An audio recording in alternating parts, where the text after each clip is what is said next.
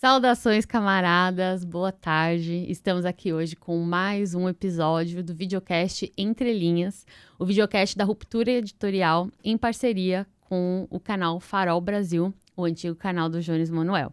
Então, já deixa o seu like aqui pra gente, comenta, compartilha, vamos ajudar a gente a engajar esse programa e também se inscrevam no canal que hoje está fazendo um papel muito importante para a esquerda radical brasileira, então construindo aí uma programação da qual a gente faz parte aqui com o nosso programa Entre Linhas. E hoje, justamente para conversar sobre a questão da imprensa, né, o papel dos revolucionários na imprensa e das redes sociais, de ocupar esses espaços, eu trouxe aqui uma das pioneiras também, né, nessa discussão, que é a Carol Sardá. É um prazer estar aqui, é um prazer conversar com vocês. Eu imagino que hoje nós vamos conseguir explicar para as pessoas a importância da comunicação para a revolução e para a organização das massas. Estou muito feliz de estar aqui. Ai, obrigada. Eu que agradeço você ter aceitado esse convite e vai ser um papo bem legal. Antes de começar, eu quero agradecer mais uma vez a Taíla Godoy, que é uma ativista alimentar, é chefe de cozinha e preparou aqui um nosso delicioso café.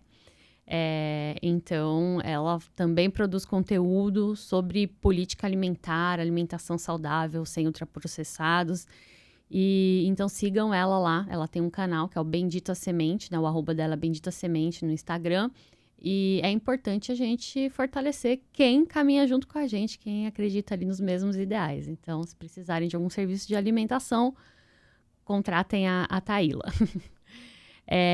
E aí, para iniciar, né, acho que não é uma conversa sobre o livro especificamente, né, mas eu trouxe aqui um livro que é um livro nosso da Ruptura, é uma coletânea de textos, né, que foi organizada pelo Marcelo Bamonte, que é o Imprensa e Revolução. Né, e Revolução. É um livro de escritos jornalísticos do Marx e do Engels. É uma coletânea inédita aqui no Brasil, então tem vários textos inéditos e várias traduções inéditas também, que vão falar, né, do Marx e o Engels tratando sobre a importância da imprensa para os comunistas, né? E de qual papel que a imprensa cumpre e de como que a gente tem que usar esse meio ao nosso favor.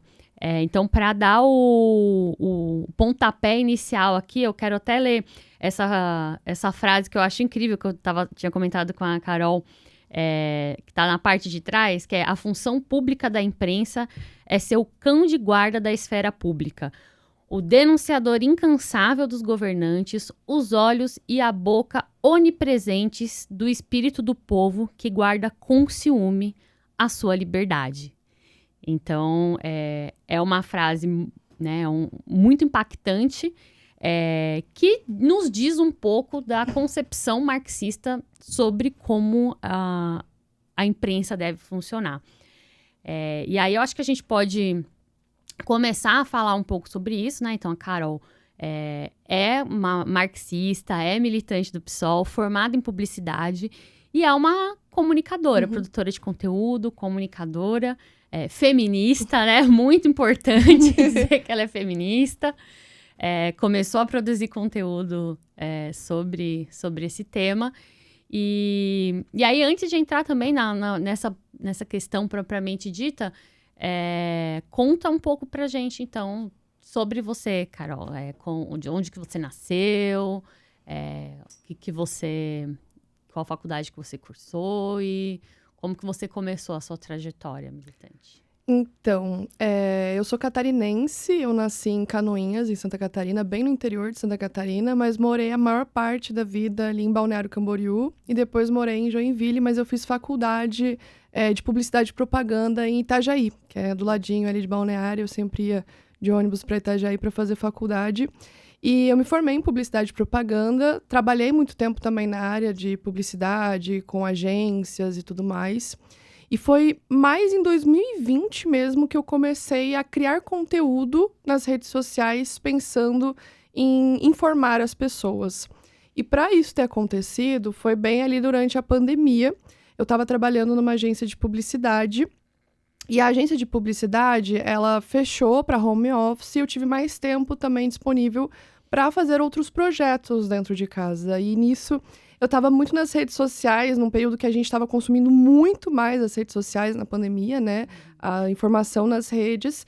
E eu via muita desinformação, tanto sobre feminismo, como comunismo, sobre a esquerda, sobre a vacina, sobre vários temas envolvendo a necessidade de ter informação para a população de qualidade, e as pessoas estavam desinformando, principalmente a extrema-direita, que estava utilizando muitas redes sociais durante o governo Bolsonaro para desinformar nas redes, para inventar notícias falsas, para inventar conspirações, para falar mentiras sobre a vacina, sobre várias pautas muito importantes para a classe trabalhadora, que a informação era muito importante chegar na classe trabalhadora. E foi nesse momento que eu senti a necessidade de começar a criar conteúdo, de pegar tudo que eu sabia sobre comunicação, que eu tinha aprendido na faculdade de Publicidade e Propaganda, e eu já era militante feminista, já era organizada em coletivo feminista, e o meu primeiro movimento foi desmentir mentiras sobre feminismo. Porque como eu já era militante feminista, eu via muita desinformação sobre feminismo, uma propagação muito grande de mentiras antifeministas, realmente impulsionadas na rede, com muito financiamento de Brasil Paralelo e outras grandes produções aí que traziam o antifeminismo numa narrativa nas redes que estava atraindo muitos jovens, muitas meninas de 16, 17 anos, se denominando antifeminista e dizendo que odiava o feminismo e que feminismo era contra mães, contra donas de casa, contra a feminilidade, um monte de coisa assim. E eu falei, nossa, mas isso não é o movimento que eu vivo, sabe? E ali eu senti uma necessidade de pegar tudo que eu vivia do movimento, tudo que eu lia também, porque eu gosto muito de ler. Minha mãe era professora, então ela sempre me trouxe muito esse prazer na leitura. Então eu sempre li muito sobre feminismo, sobre militância, sobre política. E senti a necessidade de usar todo o meu conhecimento de comunicação para informar da melhor forma possível o que estava sendo desinformado.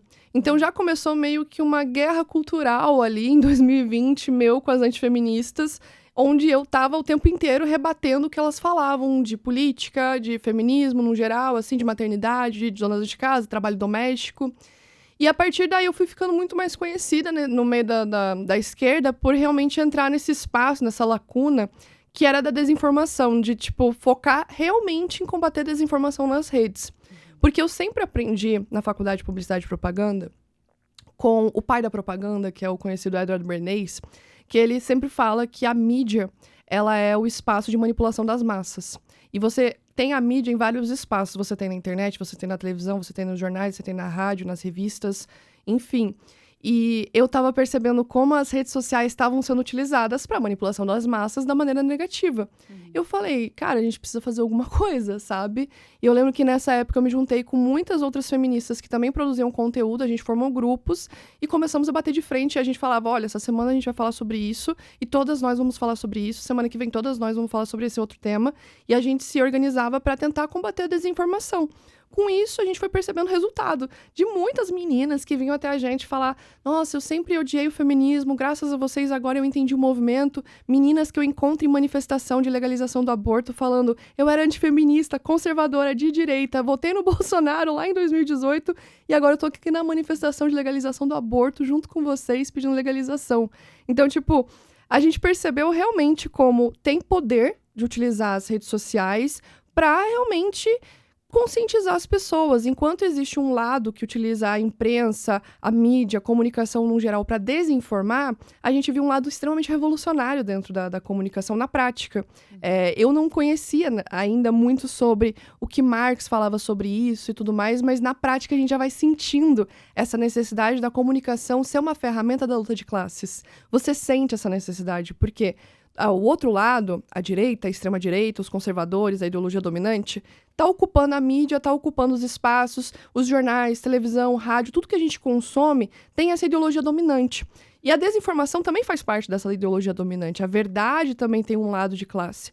E você percebe isso quando você está combatendo essa desinformação com informação de qualidade. Como é difícil você fazer as pessoas entenderem quando tem uma ideologia dominante mentirosa, sabe? Então, Foi nesse movimento que hoje eu crio muito conteúdo pensando em trazer comunicação didática, assertiva, de qualidade para as pessoas que estão tendo acesso à desinformação, sabe? Para tentar, de alguma maneira, ocupar a consciência crítica dessas pessoas e estimular senso crítico nas pessoas. Porque foi um movimento de uma publicitária que trabalhou a vida inteira em agência de publicidade, observando que a extrema-direita estava ocupando um espaço de comunicação nas redes e que a esquerda estava precisando se agilizar, sabe? Tipo, a gente tava muito atrasado, tava debatendo outras coisas e falando, não pode dar palco, não pode falar disso, não pode rebater. E a extrema-direita crescendo cada vez mais. E aí, o nosso campo sempre falando, não, mas a gente precisa fingir que eles não existem. E, tipo, eu sempre falei, cara, é a mesma coisa você fingir que o racismo não existe, que o machismo não existe, que a homofobia não existe, achando que isso vai acabar. Não vai acabar. Não é você fingindo que a coisa não existe que vai acabar. É você combatendo. É você batendo de frente. É você trazendo informação de qualidade antes da desinformação chegar nas pessoas. Porque a maior dificuldade que eu vi na esquerda durante todos esses anos trabalhando com isso foi que a gente só combate na defesa. A gente não ataca primeiro. A gente fica o tempo inteiro se defendendo. E a gente não vai atrás de informações de como é que as redes sociais funcionam para saber como que se combate. Porque fica o tempo inteiro remediando, mas em nenhum momento mostrando, olha, isso daqui é o que está acontecendo de verdade, essa é a informação de qualidade, para a pessoa ter senso crítico. E daí, no fim, foi isso. Foi nesse movimento que eu cheguei onde eu tô agora, né, de uma linguagem muito acessível, muito didática, para tentar trazer política para as pessoas, senso crítico, trazer informações que a gente sabe que a extrema-direita coopta muito de uma maneira didática, porque a população, a classe trabalhadora, merece ter conhecimento, merece ter acesso à informação de qualidade. A classe trabalhadora não pode ser uma massa de manobra da mídia que simplesmente utiliza pânico moral, desinformação, para mobilizar essas pessoas pelos interesses do capital. Então, a gente tem que utilizar a comunicação de uma forma revolucionária, e é isso que eu tenho tentado praticar e aprendido e errado nesses últimos 5 anos, e que é muito interessante observar que Marx traz muito sobre isso, sabe? É muito gratificante também saber que nesses 5 anos, nessa luta aí revolucionária na comunicação, tem todo um embasamento marxista por trás disso, né? Sim. Ai, demais.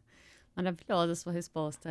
Acho que já é ajuda bastante a gente seguir daqui, porque quando a gente pensa, né, em meios de comunicação, a gente sabe que os meios de comunicação sempre vão perpetuar, né, porque são liderados, né, sempre vão perpetuar essa ideologia que a gente chama que é uma ideologia da classe dominante, que é uma ideologia burguesa, que é feito para realmente botar panos quentes em cima dos problemas, das desigualdades que acontecem. Aquela coisa que se aprende nas faculdades de jornalismo, né? De dar sempre a mesma... o mesmo peso e a mesma medida para qualquer tipo de notícia. Então, quem faz faculdade de jornalismo, né, quem estuda comunicação, sabe disso, né, que uma das técnicas de se escrever notícia, de se fazer jornalismo, é aquele jornalismo que se diz apegado ao fato. Então, vamos fazer um jornalismo neutro, que é focado na própria matéria, né, como se o fato estivesse contando ele mesmo. E que esse fato contando ele mesmo, sem uma voz de narrador ali por trás, estaria dizendo a verdade. Só que quando você... isso é muito raso, né? Porque quando você conta um fato, por mais que você tente tirar o narrador dali, a maneira que você escreve o fato, a maneira que você escreve uma matéria, ela tem ideologia ali. Total. E ela está querendo dizer alguma coisa. E aí, para isso, a gente pode ir para aquele exemplo clássico, né? Que é quando a matéria do jornal, quando se trata de um roubo ou uma situação... traficante é preso não sei aonde. Aí você olha a fotinho embaixo, um homem negro. Aí você vai ver a matéria na semana seguinte, jovem universitário... estudante de medicina é pego com drogas. Aí você fala, opa! Aí a pessoinha lá embaixo branca. Aí você fala, as duas estão contando o fato. Ou quando a gente vai falar da Palestina. A Palestina, para mim, é um dos melhores exemplos quando você vai falar sobre a neutralidade da mídia. O Hamas, né? Exato. Palestina que eles nem que falam é o Hamas, Palestina. O que é Palestina, qual que foi a criação que a própria mídia fez para as pessoas acharem que os palestinos são Hamas. Sabe? A construção midiática para isso entrar na cabeça das pessoas. Por isso que quando você estava falando sobre essa questão, né, da neutralidade, na própria publicidade a gente também aprende que não existe mídia neutra. Não existe. Quando você vê uma mídia se dizendo neutra, ela está 100% alinhada à ideologia dominante. 100% alinhada a isso. Não tem você falar, ai, não, eu vou retratar um fato aqui baseado só no fato. Nenhum jornalista, nenhum publicitário, ele simplesmente é um transmissor de informação. Ele vai ter alguma forma de falar sobre aquilo, exatamente como você falou. Se for uma pessoa racializada, vai ser tratado como traficante. Se for um homem branco, vai ser tratado como o estudante de medicina que levou drogas para a faculdade. Sabe? Assim como na Palestina. Alguns vão chamar os palestinos de palestinos. A mídia alternativa, principalmente, vai chamar os palestinos da maneira correta.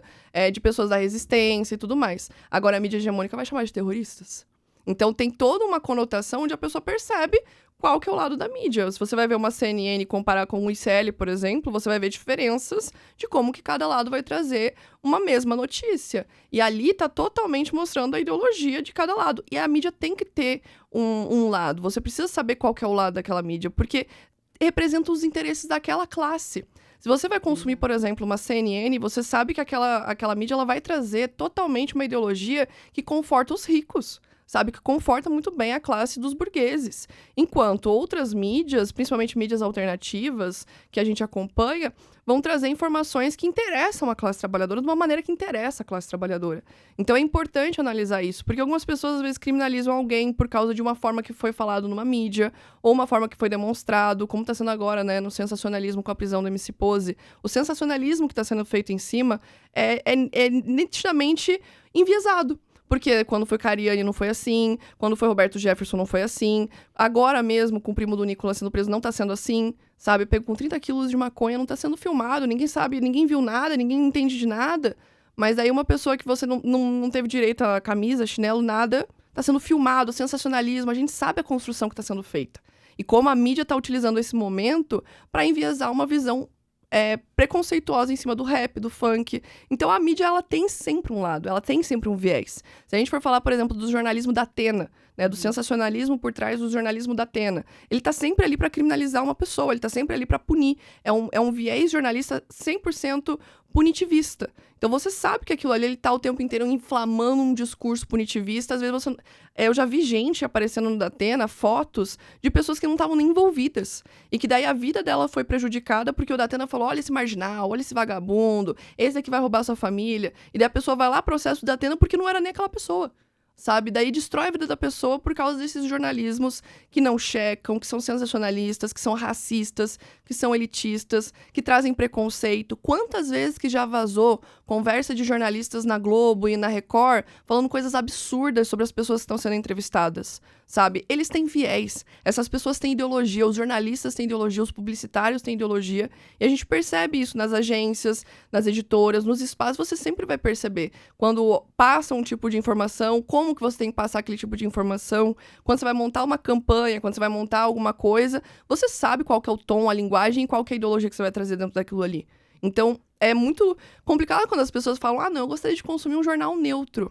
Você nunca vai consumir um jornal neutro, você vai consumir um jornal da ideologia dominante. Até porque até a pessoa, não existe ninguém que seja neutro na sociedade. A gente fala, eu não sou de direita, não sou de esquerda. Mas você tem uma opinião sobre privatização, sobre estatização, sobre saúde, educação. Tudo isso vai te alinhar a algum lugar. E a mídia vai ser a mesma coisa, a publicidade vai ser a mesma coisa. Não tem como ser neutro se tem alguém contando aquele fato e se tem toda uma lógica por trás daquela notícia, daquela publicidade que está sendo feita. Então, sim, tem sempre um lado e eu acho muito importante a gente ter mídias, jornais, imprensas, editoras de esquerda, porque a maioria é de direita. O capital está alinhado realmente a essas grandes produtoras, emissoras, a mídia inteirinha. Se nós formos atrás para analisar quem são os donos das grandes mídias do Brasil, são grandes empresários de direita. não são pessoas de esquerda. Nós estamos na mídia alternativa. Nós estamos na mídia antissistema. Nós não estamos numa mídia que tá defendendo, que tá passando pano, que tá achando bonito, um policial matando um inocente na periferia, por exemplo. Nós estamos ali para criticar. Tem as editoras de esquerda publicando livros, como no caso A Ruptura, para mostrar esse lado também marginalizado, o lado que as pessoas não querem ver e que não é mostrado na grande mídia. Porque se a mídia decide o que você vai ver, a mídia também decide o que você vai pensar e o que você vai acreditar. A mídia vai manipular o seu pensamento para tudo. Tanto o rádio que você escuta. Por isso que tantas pessoas perguntam, nossa, mas por que tem tantos motoristas de aplicativo de direita? Se eles são tão precarizados, explorados, só enfrentando com a uberização, com toda a precarização do trabalho, como que esses caras são de direita se eles conhecem a opressão? Eles escutam o dia inteiro o Jovem Pan. Eles estão ali o dia inteiro escutando pensamentos reacionários. Eles estão aprendendo o dia inteiro com reaça. Então, tipo, e as rádios de esquerda, sabe? Como é que esses Ubers, esses motoristas de aplicativo que passam o dia inteiro no carro, no trânsito, vão ter contato com o comunismo, com o feminismo, com a revolução, com os termos que nós utilizamos, por exemplo, classe trabalhadora, burguesia? Quando que eles vão ter contato com Marx? Eles não vão ter contato com Marx. Se eles forem ter, vai ser um lado que vai ser totalmente contrário, que vai trazer um monte de mentiras sobre o marxismo, sobre o comunismo, e eles vão acreditar aquilo como verdade. Esses dias eu tava dentro de um Uber indo para um aniversário e a gente passou na frente de uma manifestação da Palestina. Ele fez questão de falar sobre a Palestina, falar, eu queria ver essa galera aí fazendo isso lá, essas mulheres, o negócio do Hamas, não sei o quê. Eu falei, olha, o pessoal provavelmente estaria sendo bombardeado por Israel. Ele falou, não, mas Israel que tá sofrendo. Esse cara, ele realmente sabe aprofundar a questão da Palestina e Israel? Não sabe. Não tem como eu julgar ele e dizer, nossa, que homem ignorante, não sei o quê. Porque o que ele tem acesso de informação é o que querem que ele tenha acesso. É a informação do jeito que querem que ele escute. Ela é embalada e formada para a pessoa realmente achar que os palestinos são terroristas, que os palestinos são o Hamas, sabe? E ter uma visão que a pessoa vai ser manipulada e vai ter um viés por causa daquilo. Então, eu sempre falo muito para as pessoas que eu não critico quem é o tal do pobre de direita, a pessoa que tem uma ideologia à direita, porque a mídia está em tudo.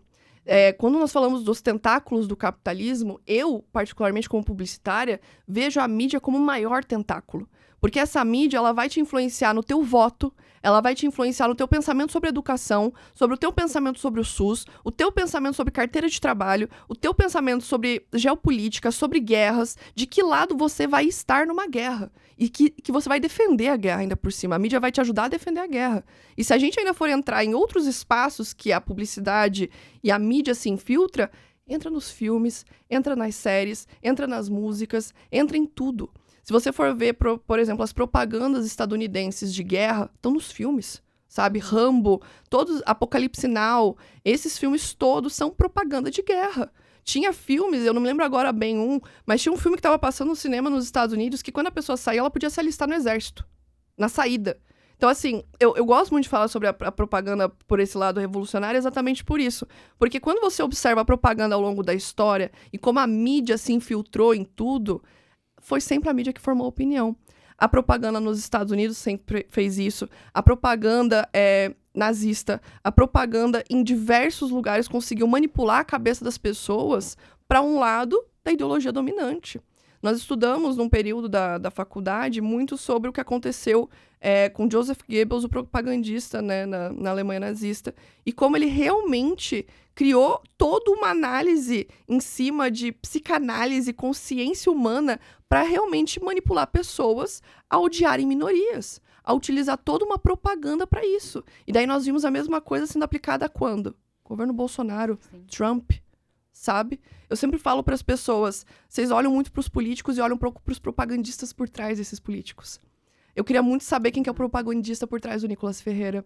Eu queria muito saber quem são as pessoas que estão por trás, porque não me importa o vídeo que o Nicolas fez. Eu queria saber quem fez aquele vídeo. Eu queria saber quem fez o roteiro. Eu queria saber quem que sentou na mesa antes dele sentar ali com o teleprompter para manipular a pessoa sobre o INSS. Eu quero saber quem fez o roteiro, quem criou a estratégia, quem pensou em qual rede aquilo seria publicado, como ele falaria aquilo, com qual tom. Porque o Nicolas, como eu sempre falo, ele só foi uma marionete. Se a gente olha por trás, a gente fica chocado, falando, nossa, realmente, poderia ser qualquer pessoa. Mas o que importa não é tanto o político, é o propagandista que está por trás. Então, se você vai olhar o propagandista do Trump, do Bolsonaro, são todos os mesmos, sabe? Ou eles se conhecem, ou eles estudaram a mesma coisa. Quando teve as eleições aqui em São Paulo, da prefeitura, quando o Pablo Marçal saiu às eleições, eu falei, ele vai conseguir chegar quase no segundo turno. Porque é marqueteiro.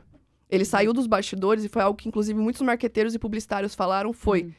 Os marqueteiros estão saindo dos bastidores da política e estão indo pra campanha. Eles sabem que eles vão conseguir. E muitos deles já têm dinheiro pra caramba, já têm muito capital pra investir, entende de redes sociais e sabe que a política agora é nas redes também. Muitas pessoas de esquerda ainda não entenderam isso, e eu acho sempre importante enfatizar que a política já se foi o tempo de só ser feito nas ruas. A gente precisa entender que ruas e redes são a mesma coisa. Que, tipo, não tem como você fazer política sem você estar nas redes sociais, sem você mostrar o que você tá fazendo. Por isso que tem tantos políticos de direita que eles são horríveis, como aquele lá, né, acho que foi de Sorocaba, que tava sendo super investigado um monte de coisa, mas nas redes sociais ele era incrível. O cara, nossa, ele tava... TikToker. Ele tava quase botando McDonald's, acho, pras pessoas comer na rua, assim, sabe? Tipo, um negócio, computador ali, e máquina de sorvete, não sei o que, tipo, uns negócios totalmente teatral, performático. Mas as pessoas estavam falando, meu Deus, meu sonho é morar em Sorocaba. Daí, quando começou a vazar as coisas realmente do prefeito, o pessoal falou, nossa, o marqueteiro desse prefeito, então, é bom. E foi aí que eu pensei, esse prefeito não é bom. O marqueteiro dele é muito bom. E a mesma coisa, quando eu vejo vídeos do Nicolas, eu penso o mesmo. Quando eu vejo vídeos do próprio Bolsonaro, eu penso, quem que foi que pensou nisso? Quem que pensou no que eles estão fazendo agora? Sempre que muda alguma coisa, eu sempre penso, quem são as pessoas que estão por trás disso agora? Eu não penso em quem tá falando aquilo, porque é aquele negócio, é só o mensageiro. É só a pessoa que tá fazendo a mensagem. Tem toda uma galera por trás que monta a estratégia, que monta o tom de voz, que monta a linguagem, que monta até o vocabulário que vai usar, sabe? O roteiro, o que vai ler, como que vai se portar, que camiseta vai usar. E a galera não vê essa parte mais das engrenagens por trás da política, da comunicação no geral, e de como realmente a mídia tá em tudo. Se você for observar tudo que eu falei, né? É rádio, é televisão, é jornal, você vai ver nos filmes, sabe? Quando a galera foi assistir Stranger Things, o pessoal falou, nossa, mas que campanha anticomunista, né, no Stranger Things?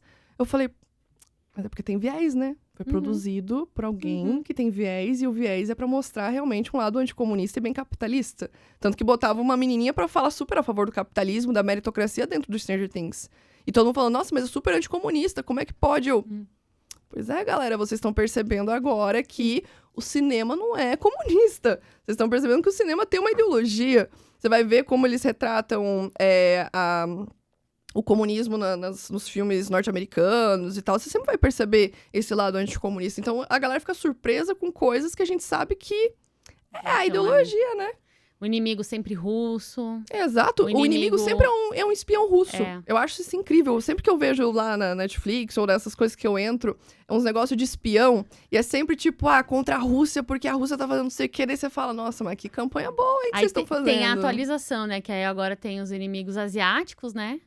E tem os inimigos os inimigos terroristas, que são... Terrorista é sempre... E é do nada, né? Assim, muçulmano, Oriente Médio. É uma coisa muito do nada. Tipo, tá tendo guerras e, de repente, você vê lá na Netflix alguma coisa relacionada exatamente à guerra que tá acontecendo agora por um viés muito imperialista, sabe? Daí você vai ver nos jornais, nossa, que coincidência, tá todo mundo falando ao mesmo tempo sobre exatamente essa mesma coisa. Às vezes você ainda tem jornais iguais. Tipo, entra, sei lá, na BBC, na CNN, e você encontra a mesma matéria, a mesma notícia escrita da mesma forma, sabe? Daí você fala, caraca, realmente as pessoas...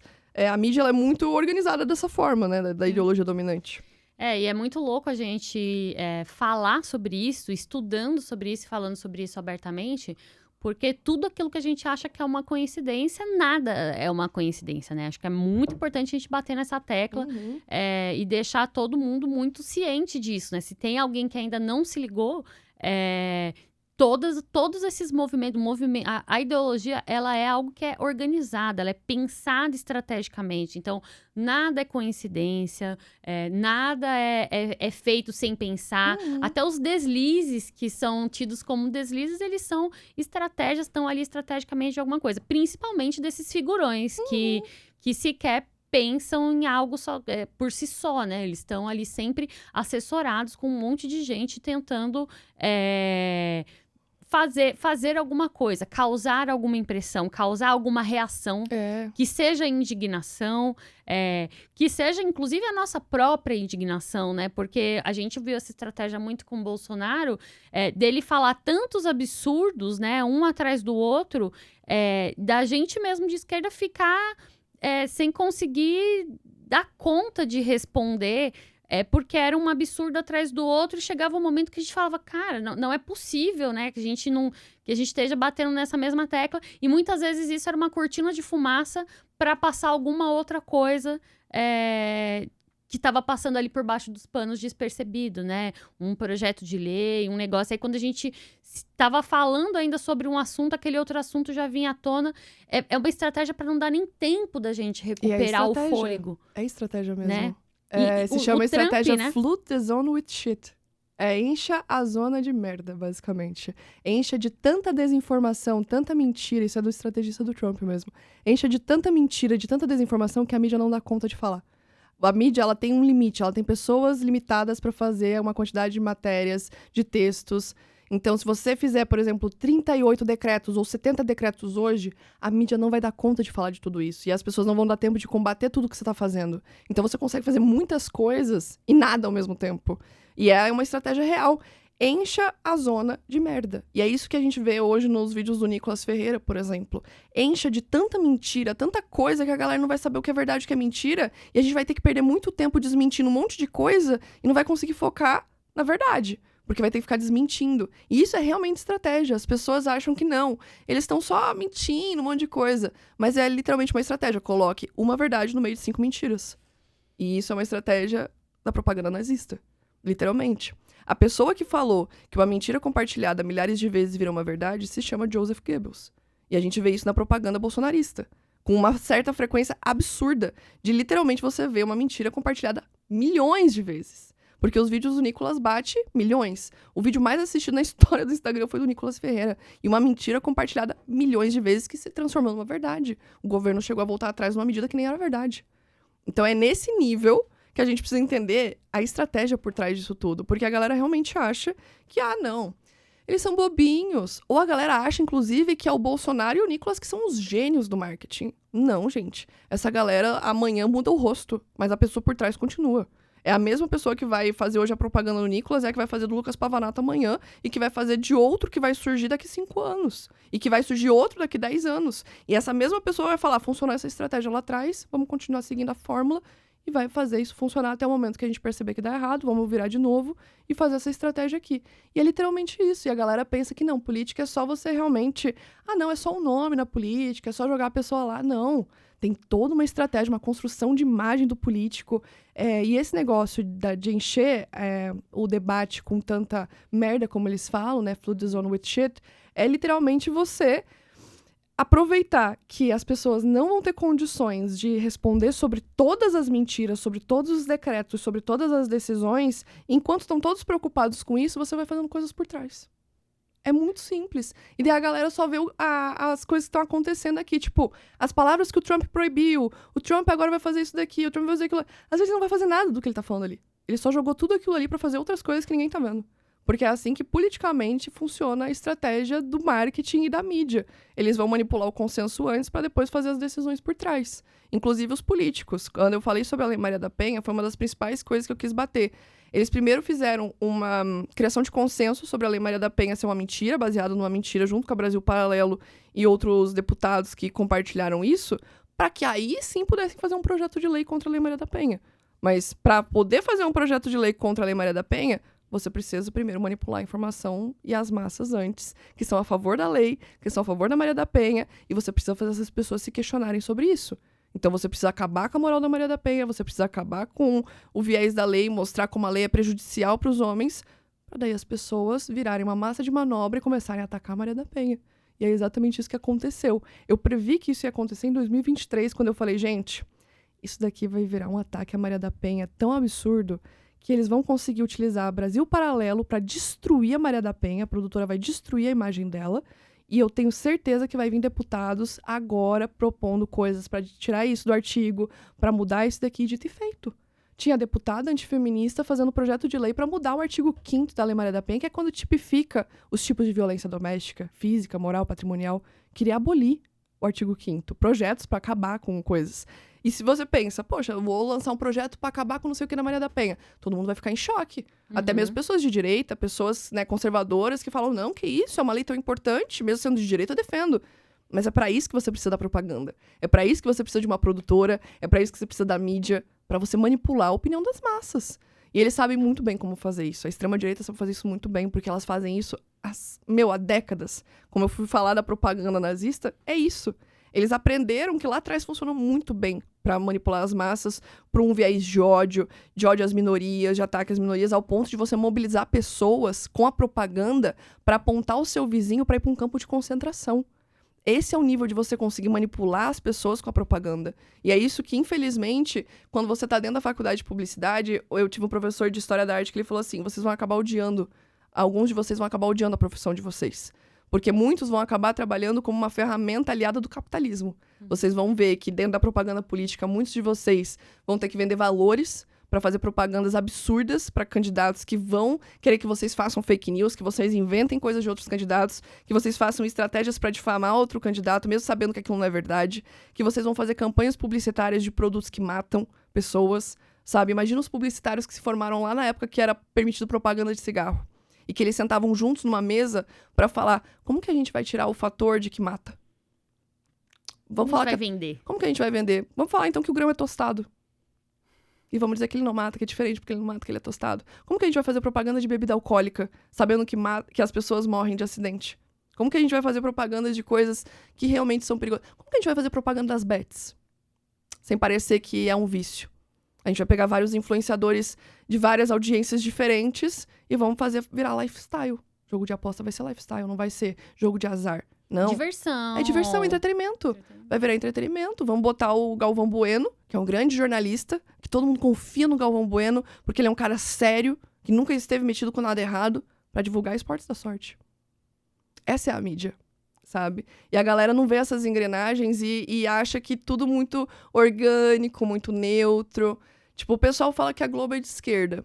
Mas a gente sabe que a Globo não é de esquerda, que a Globo é de direita e defendeu a ditadura, inclusive. Esteve do lado da ditadura, esteve do lado do Collor, esteve do lado das piores... Em todos os momentos da história, a Globo, incrivelmente, sempre esteve do lado dos filhos da puta. Desculpa dizer, mas sempre esteve do lado dos filhos da puta. Então, é esse negócio de você observar a Record. A Record é do Edir Macedo, entende? Tipo, quando você vai observando tudo isso, nada disso é neutro. Você não vai assistir uma novela da Record achando que é neutra. É uma novela bíblica. Sabe? Sim. Os programas da Record têm um viés todo bíblico. Daí você vai ver Globo. Por que a Globo fala de pautas de minorias, de diversidade e tal? Porque eles querem entrar dentro de algumas lacunas e tentar lucrar também com as minorias. Também lucrar com as pautas. Porque enquanto eles fazem um programa onde eles falam dos indígenas, no outro eles estão botando campanha de comercial do Agripop. Sabe? É isso que a galera, tipo, às vezes olha uma contradição e fala, poxa, mas como que a Globo faz isso? A esquerda odeia a Globo e a direita odeia a Globo. Sim, porque a Globo tá ali basicamente aliada ao capital. A direita tá achando que é de esquerda porque fala de algumas coisas de minorias aqui e ali. Mas a esquerda olha e fala, não, vocês estão usando as nossas pautas pra ganhar dinheiro. Então tem esse lado, né? A gente fica tipo, tá, e a mídia tá do lado de quem? Do capital, única e exclusivamente. Não é uma questão moral, né? Não dá pra gente ficar julgando com moralidade. É isso, é fazer uma empresa que tem investimento capitalista, que é privada e que seu objetivo é lucro, ela vai estar alinhada ao capitalismo. E capaz de tudo por isso. E aí não importa, né? Por isso que a gente fala da grande capacidade do neoliberalismo e da burguesia mesmo a se adaptar às pautas, né? Desde que não questione a fundo o sistema. Então, não tem problema incorporar pautas progressistas, ditas progressistas, seja sobre mulheres, seja sobre a questão indígena, a questão negra, LGBT, mas enquanto aquilo ali estiver dando lucro, né? Enquanto aquilo ali estiver sendo utilizado para poder se manter ali no poder. A partir do momento que questionar esse pensamento hegemônico, né, que for questionado, que se propõe uma ruptura com isso, os espaços são perdidos. Uhum. E aí, eu acho que entra num ponto que por que nós, comunistas, não temos e nunca vamos ter espaço nessa mídia hegemônica. Não sejamos inocentes, né? Porque falar, então, mas não chega, não alcança, por que não... Porque não vai ser dado, né? Você tem um limite para o criticismo dentro de qualquer espaço de mídia hegemônica, né? Você até tem um ou outro deputado, uma figura pública da esquerda que é chamado ali para dar uma entrevista sobre determinada pauta, seja sobre o feminismo, seja sobre a questão palestina, mas ali chegou no momento que você bate num ponto que é sensível, aí você é cortado, seu microfone é cortado e, tipo assim, tem um espaço muito delimitado, muito pontual, né? Não vão deixar você ali colocar todas as suas ideias e chegar no ponto que vai questionar o sistema e de chegar no ponto que vai falar, então, o que está errado é o capitalismo, e para isso a gente tem que acabar com esse sistema, destruir o capitalismo e construir uma coisa nova. A Greta é um ótimo exemplo disso. É um ótimo exemplo, né? Tá em alta essa discussão, porque a discussão da Greta é que, por exemplo, a Greta era bonitinha quando ela só falava do meio ambiente. Quando ela era jovem, ela era chamada para falar na ONU e tudo mais. Pararam de colocar a Greta em pauta quando ela começou a pontuar que o problema do meio ambiente era o capitalismo. Quando ela começou porque no início a Greta não pontuava, o capitalismo isso, não. Ela ainda estava na superfície falando do meio ambiente, desenvolvimento sustentável. A Greta foi indo cada vez mais à raiz do problema para entender o que estava acontecendo com o meio ambiente. Ela falou, problemas são as grandes indústrias, o agro, tudo envolvido. E o problema, então, é o capitalismo. A gente tem que superar o capitalismo. E daí, quando ela começou a pontuar que era o capitalismo, a gente parou de ver a mídia colocando a Greta lá. Ela parou de ser convidada para as coisas. Quando ela começou a defender a pauta palestina, né, ela começou também a sumir da mídia. Quando ela começou a ser presa, né. Então, assim, literalmente, eles escolhem até quem vai aparecer e até quando vai aparecer. Porque se a pessoa começa a pontuar realmente, a apontar o problema e fala, não, o problema é o capitalismo, você não aparece mais na mídia. Acabou. Tanto que muitos, eu sempre falo para algumas pessoas de esquerda, quando vão em alguns canais de direita, para debate, para podcasts, entrevistas, eu sempre falo, vai falando mal do sistema, vai falando sistema, e no final você fala que é o capitalismo. Porque todo mundo vai concordar com vocês até o final, quando você dá nome pro sistema que é o capitalismo. Que foi isso que eu fiz no PrimoCast, né? Que eu falei mal do sistema o debate inteiro no PrimoCast, que é um podcast super neoliberal. Falei mal do sistema, todo mundo concordando. Não, porque o sistema é isso, realmente o sistema é muito ruim. No final, o sistema é capitalista. O que eu tô criticando aqui é o sistema capitalista esse tempo inteiro. E é a mesma coisa, se você critica o sistema capitalista para as pessoas no começo, um monte de gente já vai parar de ouvir. Porque as pessoas veem o problema no sistema, elas sabem que tem o problema no sistema, mas elas não dão nome para esse sistema. Então esse é um grande problema, sabe? E daí a mídia acaba cooptando isso, falando, não, a gente também é antissistema, a gente também se põe contra, sabe? Mas que sistema é esse? Porque essa mídia faz parte do sistema, né? E aí eu acho que entra num outro ponto da nossa pauta, que se a gente sabe que a nossa participação tem um limite, né? Que a gente não vai ter espaço nesses lugares, que vai ser boicotado. Se tiver espaço, acaba sendo boicotado. Então, mesmo grandes nomes, tipo artistas, cantores, né? Quando se colocam ali antissistema, mesmo que estejam ali, que esteja na sua música, que assim... mas a hora que ele se pronuncia e fala, eu sou contra o Estado de Israel, sou contra o genocídio na Palestina, eu sou contra o capitalismo, eu sou a favor do socialismo, eu sou comunista. Aí as pessoas, acabou. E aí começam a boicotar. E aí o próprio artista fala, pô, mas vocês não ouviram a música que... Vocês estavam escutando, mas não estavam ouvindo o que eu tava falando na letra da música. A galera do rock que é de direita, a galera do rap que é de direita. Rock, é isso que eu ia entrar. Rock de direita. O rock surgiu como um movimento de contracultura. Sexo, drogas e rock and roll. Era basicamente um movimento de rebeldia, totalmente diferente. Antissistema. É chocante, eu sou do rock, tipo, eu vou realmente... eu escuto muito rock mesmo, e eu sempre fiquei muito indignada com isso, mas você vai ver os roqueiros também, tipo o Lobão, essa galera que foi ficando de direita, você fala, cara, o que aconteceu, sabe? E tem uma banda que é o Ramones, né, que muita gente conhece, e se eu não me engano, o próprio Joey Ramone, ele defendia o Partido Republicano na época do Reagan. Então, tipo, você fala, cara, como que alguém que foi uma imagem muito grande pro punk defende republicanos, o Reagan, sabe? Como que bate uma pessoa que escreve sobre letras literalmente punks e daí você fala, cara, como assim tu tá defendendo um republicano dessa forma? Entende? Mesma coisa aqui no Brasil. Acho que a galera fica chocada quando vai ver Lobão, essa galera que do nada começou a defender Bolsonaro. O próprio, acho que o Raimundos mesmo, agora também teve uma treta recentemente do Raimundo com o Ratos de Porão, porque o Ratos de Porão é super antissistema e o Raimundos já se posicionou a favor do Bolsonaro. Então, tipo, você fala, cara, o que acontece? Entende? Daí, tipo, eu converso com alguns músicos, a galera do rock fala assim, cara, tem a possibilidade de ser um fato de que todo mundo nesse meio do rock, do próprio rap, tem um viés mais à esquerda, anarquista, comunista, antissistema, e as pessoas como o Lobão, Joey Ramone, essa galera assim que vai se alinhando mais à direita, talvez eles ali dentro se achem contrários aos outros. Tipo, vocês todos são iguais, nós somos diferentes de vocês. Nós somos conservadores, nós somos de direita, nós somos reacionários. É possível gostar de rock. É possível. Eu já vi esses dias uma menina viralizando no TikTok falando que ela era gótica de direita. Tipo, olha de onde que vem o gótico, sabe? Pra uma pessoa se dizer de direita, uma gótica de direita. Tipo, eu até brinquei e falei assim, não, beleza, você é gótica de direita, vai montada que nem gótica numa manifestação bolsonarista. Pra ver como você vai ser tratada. Eu quero que você seja gótica, então, na vida real. Vamos lá, vai numa manifestação de direita, vai no meio dos bolsonaristas falar que você é gótica de direita, pra ver como que eles vão te tratar. Entra numa igreja como gótica, da galera de direita, vai numa lagoinha, uma coisa assim, pra ver como é que você vai ser tratada.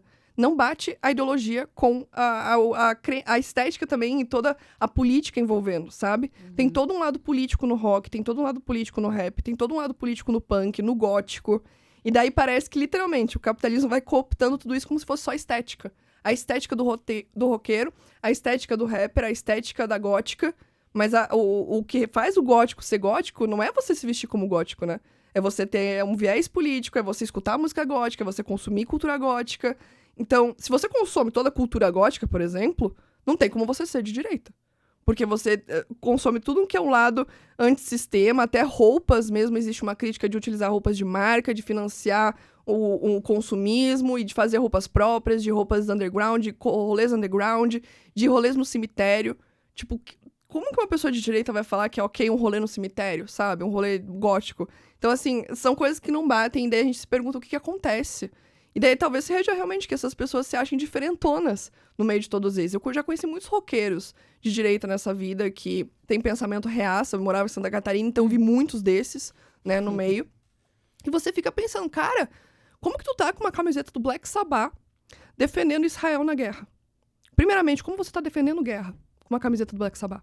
Porque, pra quem não conhece, né, Black Sabbath tem literalmente músicas inteiras criticando guerras. War Pigs é literalmente criticando os porcos da guerra, que são os grandes políticos que estão lá em cima decidindo, como aconteceu recentemente, né, que tava o Trump conversando com a galera lá da Ucrânia, a Rússia, os porcos da guerra literalmente decidindo sobre a guerra, enquanto os corpos queimam durante a guerra. E é isso que se fala no War Pigs, sabe? E daí a pessoa é roqueiro, ou metaleiro de direita, botando uma camiseta do Black Sabbath, e falando, não, eu defendo Israel na guerra. Cara, primeiramente, você nem tinha que estar defendendo guerra.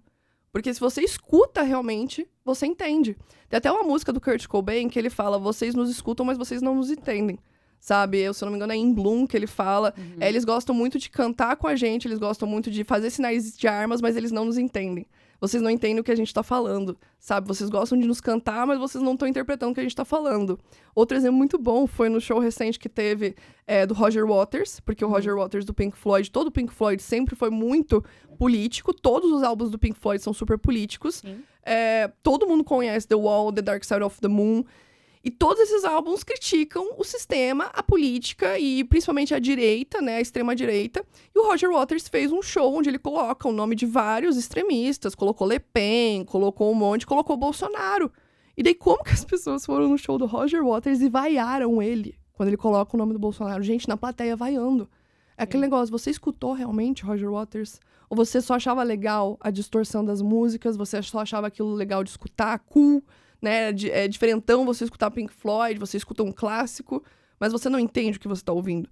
Porque, tipo, eles sempre foram antissistema. A mesma coisa ouvir Beatles e não entender, sabe? O que eles falavam, não entender o que o John Lennon falava, entende? Tipo, as pessoas defender coisas absurdas e se dizer roqueiro e ser de direita. Esses dias eu fiz um vídeo, inclusive, sobre rap.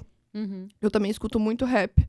E eu tava falando exatamente sobre isso. O próprio BK fala numa música que o empresário dele fala pra ele ser menos preto, novo mercado, sobre o novo vento, sobre ele mudar o jeito dele e tudo mais, que ele é um produto.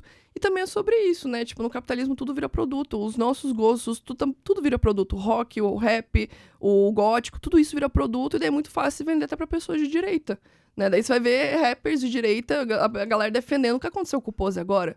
Sabe? Uma galera que escuta Racionais, que escuta Facção Central, que escuta Dinadi, que escuta Atitude Feminina.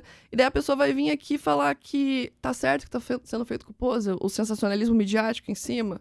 Tipo, você tá escutando realmente o que você tá ouvindo? É aquele negócio, você tá ouvindo o que você tá escutando? É esse negócio, assim. Então é complicado. Aí também entra novamente a mídia por outro lado, da música também, né? Da indústria musical e como que também a música pode influenciar algumas pessoas. Mas depende da interpretação também, né? Porque não adianta você escutar isso e não interpretar. E aí acho que essa interpretação, ela vem muito também do meio que as pessoas frequentam, do acesso que essas pessoas têm. Então, duas pessoas escutam a mesma música e muito de acordo ao seu entorno, ela vai interpretar aquilo da maneira que lhe convier, né? Então, A ideologia dela. a partir de sua própria ideologia. Eu acho que aí também que tá um grande ponto de confusão nesse sentido, né? Porque se ela não teve acesso a outros pensamentos, a uma mídia contra-hegemônica, a algo que desconstrua o senso comum. E aí, quando a gente fala, gente, que é importante também a gente bater nessa tecla, quando a gente fala de mídia hegemônica, é basicamente o senso comum. É o senso comum. Então, aquilo que é dado como o normal, como que todo mundo pensa, o que todo mundo acha, que foi normalizado, isso é hegemônico, né? O senso comum, ele não é neutro. Exato. É aquela velha história de tipo, não, eu sou contra matar, sou contra a violência. Então, acho um absurdo aquela pessoa que assaltou o outro e matou um jovem com um futuro brilhante por conta de um celular. Mas aí a polícia vai, percebe que aquela outra pessoa e mata quem roubou o celular. E aí a gente fala, não, tem que matar mesmo, porque é ladrão, porque roubou o celular. Então, você não é contra matar, né? Você é contra suprimir a propriedade privada. Você é contra que se roube o celular. E a mídia também vai fazer se defender a polícia matando pessoas. Sim. Inocentes, trabalhadores. Assim, a polícia nunca deve ser defendida a matar ninguém, porque a polícia não pode sentenciar ninguém. A gente não tem pena de morte no Brasil, né? Mas parece que a polícia mudou o Código Penal. Mudou o Código Penal. A polícia hoje cumpre esse papel de sentenciar, né? Realmente Carrasco as pessoas... do Estado. O carrasco do Estado. Sentencia as pessoas à pena de morte. E agora, né, cada vez esses casos mais escabrosos de implantando coisas, né? Teve recentemente, né, do entregador que mataram ele e botaram a arma do lado. Colocaram uma arma do lado dele. Então, porque Por isso é que eles isso, não querem né? câmeras. Pedem pro policial virar de costas, esconde, usa outro policial pra matar enquanto o outro tá virado aqui, escondido. Tipo, as câmeras pegando os caras jogando... eu vi esses dias eles jogando um motoqueiro da ponte, sabe? Então, assim... E que mídia que vai mostrar isso? A maioria vai ser a mídia alternativa, porque muitas vezes a mídia hegemônica não mostra o que a polícia faz. Não mostra. Tipo, não coloca... você não vê em todos os jornais, de repente, o vídeo do cara jogando Não, você vê primeiro as mídias alternativas, sabe? A mídia hegemônica, ela só mostra quando não tem mais como esconder. E se ela vai lucrar com isso? Assim, porque chega um momento, porque agora está se falando na mídia hegemônica, né? Recentemente começou a se falar da fome de Gaza. Por quê? Porque não tem mais como tampar com a peneira. Não tem mais como esconder. Não dá mais para não falar sobre isso. Mas enquanto eles conseguiram, continuaram falando, né? Israel bombardeia Hamas. Israel tá contra-atacando não sei o que lá do Hamas. E aí a gente vendo nas outras mídias bombardeando hospital, escola, matando milhares de crianças, milhares de mulheres, civis. E o discurso sempre continuando o mesmo, assim. E aí eu acho que entra na outra coisa que eu queria falar, que precisamos construir os nossos espaços de mídia. Total. Porque a gente não vai ter acesso e não vai ter controle nunca sobre esses espaços hegemônicos. Então, os comunistas, os socialistas, os anti-neoliberais, antifascistas, precisam construir os seus próprios espaços e ocupar os seus próprios espaços. E eu acho que nesses últimos anos, né, com a ascensão das redes sociais, possibilitou a extrema-direita entrar, mas possibilitou com que a gente conseguisse construir. Embora saibamos que, mesmo esses espaços que a gente ocupa aqui, né, todas essas empresas que controlam as big techs, também têm ideologia, também são de direita. Então, não temos nenhuma ilusão, né, de que não podemos ser boicotados por aqui também. Mas enquanto a gente, né, tiver esse espaço, por mais que sofra boicote, a gente tem que estar ocupando eles e construindo nossos próprios espaços de mídia, assim, né? Concordo, até porque tem muitas pessoas que entram naquela ideia de que a esquerda tem palco pra dar, e eu sempre falo, não, gente, é o palco inteirinho da direita, eles são donos de todas as emissoras, de todos os jornais grandes, das maiores rádios, dos maiores espaços, assim, a gente tá sempre aqui no lado da antítese, da alternativa, tipo, nós somos o outro lado, eles são o lado hegemônico, então nós não temos esse palco, por isso que eu sempre falo, cara, a gente precisa ter os nossos podcasts, a gente precisa ter as nossas editoras, a gente precisa ter as nossas produtoras, as nossas agências de publicidade. A gente não pode permitir também que seja feita publicidade para as campanhas dos nossos políticos por pessoas de direita, porque isso acontece muito, de colocar marqueteiros de direita que já fizeram campanha para Dória, para Bolsonaro, para Ricardo Nunes, em campanha de gente de esquerda. E daí a gente vai ganhar como? Eleições, botando gente literalmente infiltrada do outro campo dentro daqui. Sabendo que tem gente de esquerda radical, que tem comunista, que tem conhecimento de publicidade, de propaganda, de jornalismo, e vai botar gente de direita, que vai ter um viés dentro da campanha também. Então, tipo, a gente tem que ter realmente o nosso próprio como... Eu converso muito com a Débora Baldin, que ela é socióloga e estuda muito sobre o que fazer em relação à extrema-direita, e a gente sempre comentou que a extrema-direita tem um ecossistema. Eles têm um ecossistema muito bem montado, tipo Brasil Paralelo Produtora, eles têm os seus jornais, Revista Oeste, Antagonista, papapá. Eles têm toda uma estrutura de influenciadores, de políticos, de pessoas conectadas, de padres, sabe? Tipo, todos os lugares que você pode imaginar, eles têm um grande ecossistema. Até mesmo no meio do Tigrinho, eles também têm um grande ecossistema. Eles também fazem parte desse ecossistema, uma loucura. E daí você vê o ecossistema da esquerda, a gente até tem, sabe? Pessoas produzindo jornalismo, pessoas fazendo publicidade, pessoas com editora, produtora. Mas essa conexão, essa unidade não existe tanto comparado com a direita, que existe uma unidade no ecossistema. O nosso ecossistema ainda ele é muito dividido, existe pouca conexão entre os espaços de esquerda, entre os jornais, os comunicadores, as editoras, os podcasts, as rádios, sabe? Não tem essa organização conjunta. Então acaba que não vira um grande ecossistema. E isso é necessário pra gente entender, pra combater a extrema-direita. Não dá pra ter uma frente ampla, que eles sempre botam nas eleições com gente de direita, de centro, de não sei o quê. Não, tem que ser uma frente gigante da esquerda radical, sabe? Tem que juntar toda a galera da esquerda radical e depois pensar nos tons de vermelho. Eu sempre falo pra galera, a gente junta toda a esquerda radical primeiro pra fazer uma revolução, pra juntar toda a classe trabalhadora e depois a gente vê os tons de vermelho que a gente vai decidir depois. Mas até lá, a nossa intenção é dialogar com a classe trabalhadora, organizar todo mundo e fazer o pessoal criar senso crítico, consciência crítica para entender que eles não podem se deixar levar pelo ecossistema da direita, porque esse ecossistema é gigante. Ele é literalmente os tentáculos do capitalismo. Tá em todos os lugares, na mídia, nos jornais, na música, em tudo que você pode imaginar, eles estão infiltrados. Na música que eu digo mais também puxando pro sertanejo, pro agro, todo esse lado, eles também estão muito nesse viés. Então, assim, é importante termos espaços de esquerda, porque nós não temos espaço na mídia hegemônica.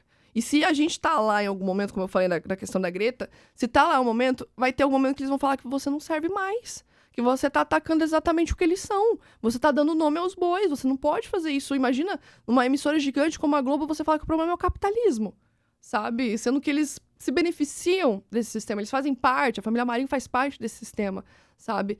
Então, é muito importante o nosso campo entender a necessidade dessa organização de unidade também, das esquerdas, principalmente desse lado da esquerda radical. Porque a gente espera muito ver nas eleições essa galerinha da esquerda mais liberal querendo se unir, fazendo frente ampla, com gente querendo conciliar coisas que retrocedem as nossas reivindicações, sabe? O meu receio para 2026 é quem que é o nosso candidato, sabe? Esse é o meu receio. Mesmo eu não acreditando tanto nas eleições burguesas, sabendo que eles já estão organizando quem que é o candidato deles, eles já estão construindo a imagem para eles, me preocupa o nosso lado. Me preocupa muito esse movimento que a gente espera chegar no ano da eleição para falar, ei, tem gente aqui, sabe? Enquanto nós temos nossos gigantes, sabe? Nós temos, por exemplo, o Léo Péricles. Eu acho muito importante que o nosso campo comece a colocar holofotes em cima dessas pessoas e mostrar o trabalho dessas pessoas, porque elas existem. Existem os grandes nomes, sabe? O Renato Freitas, existe toda essa galera que é grande, mas que o nosso campo não tá colocando holofote em cima para mostrar, olha, ano que vem são esses caras. Ano que vem são essas pessoas, sabe? Mostrar as mulheres feministas que são aguerridas, que estão na luta, Luana, Sâmia, e falar, cara, holofote em cima dessas pessoas, holofote em cima da Érica. Vamos mostrar o trabalho dessa galera, porque a extrema-direita, ela é organizada para botar holofote nos seus. Tanto com dinheiro, com mídia, com jornalismo, com tudo. O Nicolas Ferreira tá no maior holofote nos últimos 4 anos, e a gente sabe que ano que vem vai ter um holofote maior ainda. Então, assim, é importante entender que não dá pra gente deixar pra ficar construindo essas coisas só nos anos de eleição. É organizar toda a esquerda antes disso. Entre os 4 anos é mais importante do que de 4 em 4 anos. É o que acontece nesse meio tempo. É conectar com as bases, é estar na periferia, é estar na favela, é estar conversando com as pessoas da quebrada, é estar ouvindo as reivindicações, para não chegar em 2026 e tirar as reivindicações de voz da cabeça de um grupinho do DCE, digamos assim, entendeu? É nesses 4 anos que se constrói. De você, nesses 4 anos, você vai em todos os bairros para ouvir as pessoas, para ouvir as reivindicações, para construir, para ter essa galera criando o trabalho de base. E não para aparecer um novo candidato da esquerda em 2026 que só tá tentando eleição, mas ninguém conhece essa pessoa. Não cresceu nas redes, não teve amplificação nas páginas de esquerda, ninguém compartilhou, sabe? Não foi montada uma construção de imagem dessa pessoa, foi deixado. E daí o pessoal fala, mas aí a extrema-direita entende de redes. Tem gente de esquerda que também entende de redes. Só que essas pessoas não têm oportunidade. Essas pessoas não têm oportunidade nas campanhas, não têm oportunidade nas redes, não têm oportunidade nos espaços. Infelizmente, não tem. Quem tem oportunidade em muitas campanhas, em muitos espaços, é gente de direita, é gente liberal. E quem é de esquerda tem mais oportunidade. Quem é mais liberal ainda, quem defende mais o capitalismo, vai ter mais oportunidades. Porque entende a lógica de mercado, entende a lógica burguesa, das eleições burguesas. Enfim. E eu acho importante isso, da gente entender a necessidade da esquerda se conectar realmente com uma comunicação das bases, de entender que a política não se faz só de 4 em 4 anos e que a gente não tem que ficar fazendo essas frente ampla, porque, na verdade, a gente tem que ter os nossos candidatos, os nossos políticos, os nossos militantes, que a gente abraçou, criou, tipo, uma trincheira ao redor dessa pessoa e falou, vai, sabe? A gente vai te dar todo o espaço possível, toda a estrutura para você ser essa representação nessa instituição burguesa. Porque a gente não dá para desistir, sabe? Desses espaços. Infelizmente, não dá pra gente desistir. Mesmo a gente não acreditando na estrutura, no sistema que tá ali por trás, nos bastidores que a gente sabe do que acontece, a gente precisa ter os nossos. E a gente precisa abraçar os nossos também. Porque o que a gente tava falando antes de entrar aqui, se a gente vê pessoas de esquerda crescendo nas redes, essas pessoas, são marteladas. Porque elas não podem crescer nas redes. Elas têm que continuar desconhecidas, não pode. Que negócio é esse de web comunistas, a galera conhecendo o comunismo na internet, sabe? Tá todo mundo descobrindo comunismo agora porque tem um monte de comunista fazendo live, fazendo react, tem um monte de comunista viralizando em debate, que absurdo tem comunista em debate, sabe? Esses comunistas têm que ficar dentro de casa, não, que isso? Em debate, em podcast, fazer react, fazer live, se posicionar e fazer as coisas, não pode, sabe? Eu acho que a gente tem que começar a permitir os nossos militantes de ocupar realmente os espaços que eles querem ocupar e que eles sabem que eles têm capacidade de ocupar. Então, eu acho muito importante isso, das pessoas realmente entenderem que tem muitos militantes que sabem o que eles estão fazendo. Eles sabem o poder das redes, eles sabem o poder do debate, o poder que é também você fazer lives com 5, 6 mil pessoas assistindo, sabe? Tipo, tem um poder por trás disso, que muitas pessoas não veem ainda porque só vê poder ainda na política antiga, que era política única e exclusivamente das ruas. Mas hoje as redes são ruas. Então não tem como você querer criar um político fora da internet, sem uma construção de imagem, sem todo um negócio, uma estratégia, porque não vai funcionar. Não é como antigamente, nos anos 2000, que não era bem assim, sabe? Que você tinha propaganda na TV, no jornal e tal, os outdoor. Não, agora é redes. E a galera precisa entender isso, porque a extrema-direita entendeu isso em 2014. Nós estamos indo para 2026. E a gente tá desesperado pensando o que vai acontecer no que vem. Eu sei que tá todo mundo desesperado, sabe? Porque ninguém sabe o que vai fazer. E eu sei que ninguém quer fazer o L ano que vem. Eu sei disso. Tipo, a maioria das pessoas não quer fazer o L ano que vem. As pessoas querem gente nova, as pessoas querem política nova, as pessoas querem rostos novos. E assim... A gente sabe por que fizemos o L em 2022, infelizmente. Eu não queria ter feito, porque não é um governo que eu acredito. Mas me desespera a toda eleição eu ter que escolher no menos pior, porque o nosso campo não abraçou alguém e falou, é esse daqui, vamos, sabe? E nem os partidos acreditam. É isso que me desespera também. Os próprios partidos de esquerda também não acreditam em pessoas que vão poder representar essa galera. E sempre escolhem os mesmos. Então, que tal a gente mudar isso? Começar a olhar para, por exemplo, Léo Péricles, Renato Freitas, Luana Alves, a galera que, tipo, não tem tanta visibilidade, mas que faz política de verdade. Esquerda radical, que quando chegar lá não vai conciliar classe, sabe? Que não vai retroceder tudo que a gente estava lutando. Então, eu acho que falta muito isso no nosso campo, porque a gente fica sofrendo depois, falando, pô, eu não queria ter feito o L em 2022, eu queria muito ter votado no Léo Péricles, eu queria que tal pessoa tivesse vencido. Só que a gente fez isso de verdade, a gente fez essa pessoa crescer, a imagem dessa pessoa crescer, a gente deu espaço para essa pessoa, porque essa pessoa não estava nem nos debates políticos, não tinha espaço nos debates, entende? Então, tipo, tem todo um rolê, assim, de tentar entender também o que acontece no nosso campo e... fazer essa autocrítica para melhorar, para que a comunicação seja mais acessível, chegue em quem precisa chegar, para que não seja aquela visão que a galera tem de que a gente só fica dialogando com a mesma bolha sempre, sabe? Tipo, sair dessa bolha e conversar com quem realmente precisa de política e precisa realmente de consciência crítica. Demais. Eu acho que essa é a conclusão, né? Assim, construir as nossas figuras públicas e cavar os nossos próprios espaços, porque eles não vão ser dados de graça, né? A gente tem que estar ali, tem que incomodar, tem que cutucar, porque ninguém vai bater na nossa porta, o Globo não vai bater e falar, então, tá sendo convidado aqui para esse espaço, para esse debate, né? Acho que tem que... É de uma outra maneira que se chega nesses lugares, né? Vai conseguir chegar quando realmente você não conseguir mais esconder aquela figura, porque ela alcançou um peso que é importante na sociedade. Você não pode mais fingir que ela não existe, que ela não tem relevância, assim. Eu acho que é esse exercício que a gente vem discutindo aqui, né? Desde tanto a partir do Farol Brasil, né? O Jones com essa iniciativa de fazer um canal, de dar espaço. Aqui no Entre Linhas também, a gente falando, cara, a gente tem que ocupar... o campo editorial, a gente tem que produzir também conhecimento, tem que publicar os nossos, né? Pensando nisso, tipo, na publicidade, pensando em todos os formatos. A gente precisa de comunista falando sobre tudo, né? Então, a gente precisa de comunista. Esse é o mais importante, entendeu? A gente precisa de gente comunista nesses espaços. A gente acredita na revolução, só que ao mesmo tempo a gente precisa de pessoas nesses lugares pra, tipo, em algum momento falar, cara, chegou no momento, a gente tá aqui dentro, a gente precisa fazer isso acontecer. Ou da pessoa entrar e pelo menos entender como funcionam as engrenagens lá dentro. Pra falar, cara, a revolução vai vir por esse caminho. Porque eu acho que tá todo mundo... O meu noivo fala uma coisa muito boa, que eu gosto muito dessa frase. Quem? Meu noivo. Ele tem uma citação muito boa, que ele fala que o ódio que aglutina a classe trabalhadora já existe. A gente só não aglutinou ainda, sabe? Ela já existe. O trabalhador já sente um ódio dentro do coração dele e esse ódio está sendo cooptado pela extrema-direita. Essa revolta, essa angústia, esse desespero. As pessoas têm críticas enormes ao sistema. Só que essas críticas que elas fazem, o neoliberalismo vem lá e coopta e fala, você tem críticas aos impostos aos pobres, o problema é o imposto. Você tem críticas ao SUS? Tem que privatizar. Você tem problema com o metrô? Então vamos privatizar. Você tem problema com não sei o quê? Vamos privatizar que a gente vai resolver.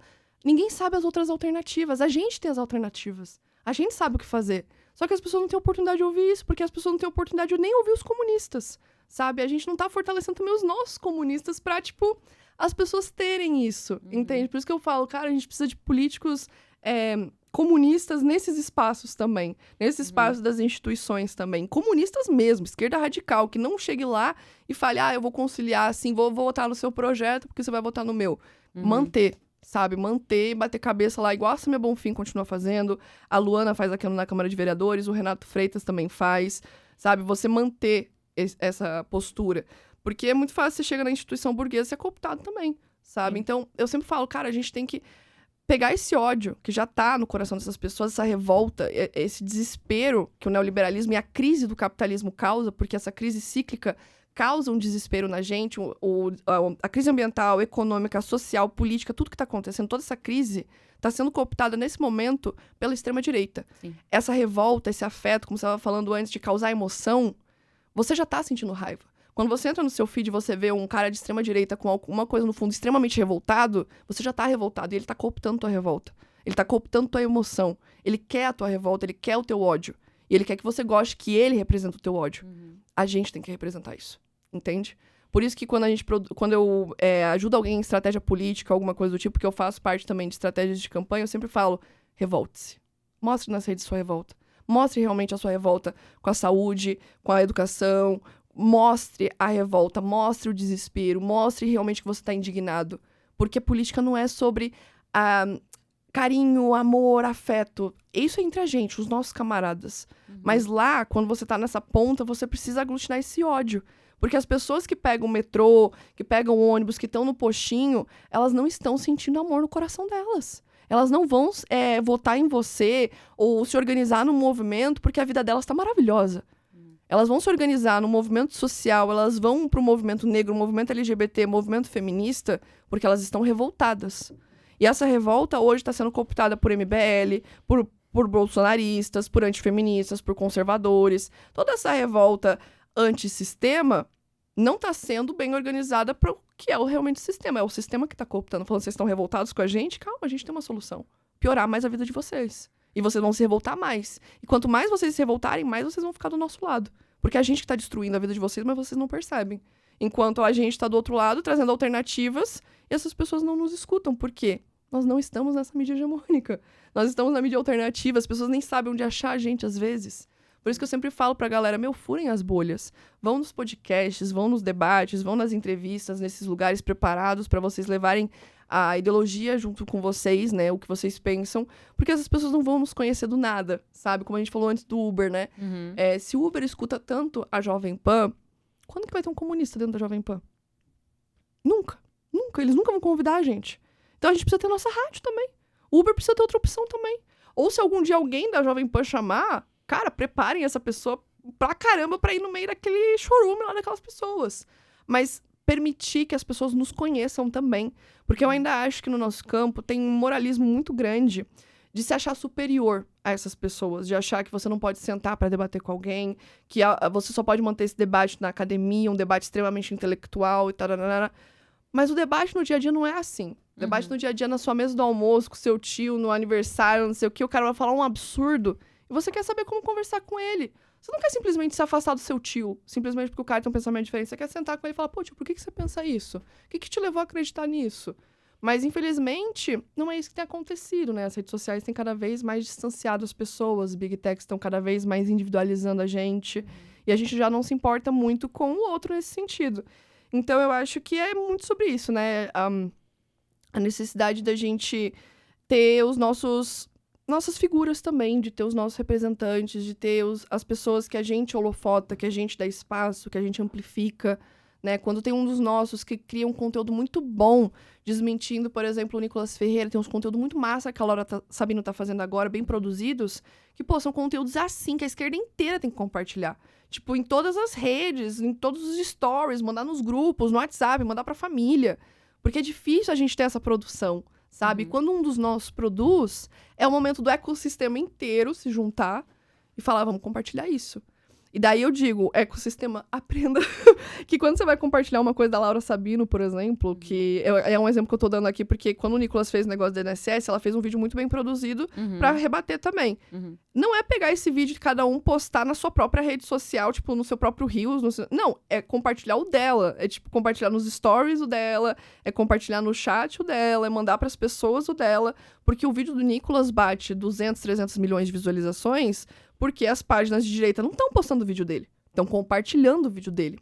Então, é por isso que eu falo, a gente precisa entender também redes. Porque se a gente quer melhorar o ecossistema, a gente quer amplificar os nossos, não dá pra gente cair nessas coisas que não funcionam mais desde 2012, sabe? De, tipo, postar na própria rede e coisas do tipo. É realmente entender como que o vídeo do Nicolas chega a 300 milhões de compartilhamentos. Porque não tá nas páginas dissipadas, tá numa página só, uma única página postou aquele vídeo. Mas o nosso problema é quando eu vejo que a Laura posta um vídeo e trocentos outros perfis de esquerda postam não só, eles não repostam, eles postam o vídeo da Laura. No perfil deles, entendeu? E isso, estrategicamente, é muito ruim. Porque a intenção é que o perfil da Laura, o vídeo da Laura, bata aquele número de visualizações, que tenha muitas visualizações. Se outros perfis proliferam isso e dissipam isso, eles dispersam o engajamento. Então, tipo, não é o mesmo perfil, não é o mesmo engajamento do mesmo lugar. Por isso que, por exemplo, um vídeo da Erika Hilton, quando ela fez um vídeo pra bater na questão do Pix, ela fez um vídeo muito bem produzido. O vídeo dela, eu não me lembro quantos milhões que bateu, mas não chegou perto do Nicolas, porque eu lembro que, na época, muitos canais de esquerda, muitos jornais, muitas pessoas, eu falei, cara, que errado que tá sendo feito. Porque era pra estar sendo compartilhado o vídeo da Erika. Mas todos os canais de esquerda postaram o mesmo vídeo. Eu fiquei, mas gente, qual que é a intenção? É bater o Nicolas Ferreira na quantidade de coisa? Porque eles estavam fazendo isso. O que a gente chama, né, de KPIs dentro da publicidade, eles estavam vendo a métrica do engajamento do Nicolas, o quanto que ele estava compartilhando. As pessoas falando 300 milhões de visualizações. O vídeo da Erika Hilton indo para 100 milhões. Mas como que vai bater 200 milhões se os outros perfis estão postando esse vídeo? Não vai bater. Entende? Isso olhando para um lado estratégico. Se a gente quer holofotar a Erika, não dá para simplesmente dissipar o conteúdo de um monte de páginas que não tem visualizações, que não tem engajamento, que não tem pessoas assistindo, ao invés de centralizar o engajamento em uma página só. Por isso que eu sempre falo, a política, as redes sociais, tudo isso tem que estar muito conectado de uma forma estratégica, porque nada é orgânico, sabe? Até mesmo o compartilhamento não é orgânico. Então, tudo isso tem que ser analisado e a esquerda tem que começar muito a entender sobre algoritmo, redes sociais, como que funcionam todas essas questões, para não deixar só para as eleições, sabe? Para não deixar só para de 4 em 4 anos ver isso, ou para só um momento que precisa combater um discurso do Nicolas, tipo, o Nicolas fez mais um vídeo, a gente vai ter que agora se juntar e fazer um vídeo para desmentir. Por que não fizeram antes? Eu sempre fico nesse questionamento. Eu acho que todo mundo fica, tipo, a gente sabia que explodiu o negócio da INSS. Eu fiz um vídeo no dia 26 de abril. 3 semanas antes que o Nicolas fez, porque eu sabia que isso ia acontecer. E eu vi muitas pessoas de esquerda abafando isso. E deixando pra falar só quando o Nicolas fez o vídeo. Daí o momento é desmentir, não é informar. Esse que é o grande problema. A gente espera demais pra desmentir e não pra informar. E aí entra a questão, você tem duas funções. Desmentir e explicar a verdade. Isso é muito difícil depois da pessoa já acreditar numa coisa tão bem sólida na cabeça dela, que foi tão bem explicadinho, bem estruturado. E daí você vai chegar pra desmentir e reexplicar. Isso não vai te ouvir. O negócio é chegar antes, né? Sempre chegar antes. E eu sempre falo isso pra todas as pessoas que produzem conteúdo, criadores, jornalistas. Sempre cheguem antes com a informação. Sempre façam a estratégia pensando, isso vai estourar? Então a gente vai informar isso antes. A gente vai explicar pras pessoas antes. Porque a desinformação vai chegar antes da informação. Se a gente não se organizar para cada um entender o seu papel dentro das redes, da comunicação, da militância da política, lá vem o Nicolas de novo com mais um vídeo, que é um produto, né? A gente chama o vídeo dele de um produto, que deu certo, e ele vai fazer os mesmos vídeos, com o mesmo fundo, com a mesma camiseta, trocentas vezes, batendo milhões e milhões e milhões, e a gente sempre vai estar desmentindo e não informando, sabe? Sempre nesse pé, a gente sempre vai estar atrás, e o Nicolas sempre vai estar 2 passos à frente. Então, é entender também sobre essa estratégia e pensar em coisas a se fazer antes, né? Demais. Muito bom te ouvir falar sobre, estrategicamente, sobre todas essas coisas, que eu acho que muita gente que começa a consumir conteúdo e começa a criar conteúdo, se arrisca, né, nesse campo da criação de conteúdo, que não é uma coisa fácil, a gente sabe, né? Que demanda ali também que você tenha um preparo psicológico, mental, porque você vai ser atacado, principalmente se o seu conteúdo tiver à esquerda. Mas, normalmente, as pessoas fazem isso de maneira muito orgânica, muito voluntária, né? Sem estratégia. Enquanto a gente sabe que o outro lado tem dinheiro ali para contratar alguém, uma produção, né? Um marqueteiro, um roteirista. A gente sabe que existe esse abismo, né? Entre uma produção de conteúdo de um campo e de outro, por uma questão material mesmo. Então, o quanto a gente conseguir se informar, te ouvir, né? Também, pedir uma consultoria, eu acho que é importante para a gente tentar chegar ali. Não em pé de igualdade, porque a gente não detém o poder, mas tentar se aproximar mesmo, né? Desse discurso, tentando furar a bolha, tentando fazer as coisas mais estrategicamente para conseguir alcançar outras pessoas que a gente, organicamente, ali, com a nossa humildade, não conseguiria. Mas é isso, assim, que todo mundo, né, todo mundo que estiver querendo criar conteúdo, criar sua editora, criar um bar, o seu, sei lá, o seu filme, documentário, tudo. A gente precisa de todo mundo falando sobre isso, né? Todo mundo que está indignado com o mundo da maneira que ele se coloca hoje e que tiver disposição e condições de fazer isso, a gente precisa de todo mundo. Então, acho que em todas as áreas é muito importante que as pessoas se mobilizem, né? Para se colocar como uma alternativa de pensamento, uma alternativa de enxergar o mundo. E aí a gente coloca, né, uma alternativa de podcast, de videocast, uma alternativa de jornal, toda essa alternativa de mídia mesmo, para que as pessoas consigam ter um lugar para se informar, né? Ter alguém que esteja falando sobre aquilo que não seja com aquele pensamento totalmente hegemônico, assim. Acho que é o que a gente está engatinhando, né? Mas estamos tentando fazer. No meu campo, que é a publicidade, na minha área, que é a publicidade, é muito engraçado, porque a maioria dos publicitários que eu conheço, eles são de esquerda. A maioria. E eles não gostam de trabalhar nas agências de publicidade, porque na agência de publicidade é, assim, o auge da exploração capitalista. A gente tem hora para entrar, mas não tem hora para sair. A gente trabalha final de semana, a gente trabalha feriado, assim, tipo, os publicitários sabem que é café, é Marlboro e, tipo, Mentos, e essa é a vida do publicitário. É extremamente tóxico. E o nosso trabalho é praticamente alienação das massas, alienação do produto, é criar todo um fetiche da mercadoria em cima de você achar vontade de comprar um óculos, não porque você vai enxergar com esse óculos, mas porque ele tem um valor a mais que a gente inventou pra você comprar. Então, tipo, dentro das agências de publicidade rola muito essa contradição entre nós, publicitários, porque muitos de nós são anticapitalistas. E dentro das agências de publicidade, onde você mais vai ouvir críticas ao capitalismo. Porque a gente vai receber, por exemplo, um produto que a pessoa vai falar, olha, esse produto faz isso daqui, e daí a gente vai perguntar, tá, e quais que são os malefícios disso daqui? Só pra gente entender também as outras coisas. Esse... Tá. Então a gente vai ter que criar uma campanha pra maquiar isso daqui. É basicamente isso que o cliente às vezes pede pra gente fazer. Então tá, vamos fazer com que essa caneca seja mágica. Essa caneca existe simplesmente porque existe, não porque alguém produziu. Que a gente vai fazer quase como um fetiche realmente da mercadoria, né? De fazer essa caneca não ser simplesmente uma caneca que você toma água. Mas é uma caneca mágica que o publicitário vai criar todo um negócio. E a gente vai ter um viés anticapitalista de pensar, a gente tem que criar essa campanha sobre essa caneca, mas a gente é contra o pensamento do lucro por trás de tudo isso, de como está sendo produzida essa campanha, de tudo que a gente está tendo que omitir aqui. E rola umas contradições até dos próprios publicitários, que a gente fala, a maioria de nós vota à esquerda. Existem muitos publicitários que são liberais, mas que também têm um viés mais à esquerda liberal. Mas você vai ver muitos que são anticapitalistas, exatamente porque a gente vê as engrenagens por trás da publicidade e a gente fica indignado.